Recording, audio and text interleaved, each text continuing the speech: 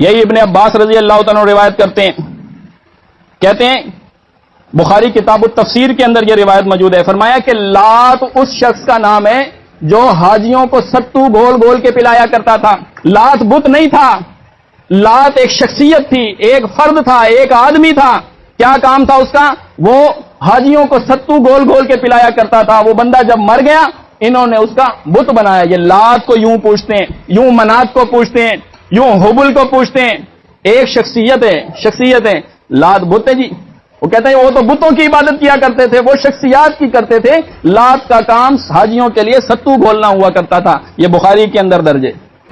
وہ کہتے ہیں جناب آپ بخاری پڑھتے ہیں، بخاری کا تو ہم درس دیتے ہیں، خاک بخاری کا درس دیتے ہو، ختم بخاری آپ کے ہاں ہوتی ہے، دستار بندی بخاری کی ہوتی ہے، یہی بخاری کے اندر لکھا ہے لات وہ بت نہیں ہے، لات وہ شخصیت ہے جو حاجیوں کو ستو گھول گھول کے پلایا کرتا تھا۔ قوم نوح کے اندر ود، سوا، یعوس اور یعوق وہ 5 افراد تھے، قوم نوح کے نیک لوگ تھے، ان کو پوجا جاتا تھا، اور جو 5 افراد قوم نوح میں پوجے جاتے تھے وہ 5 افراد مشرکین مکہ بھی پوجتے تھے۔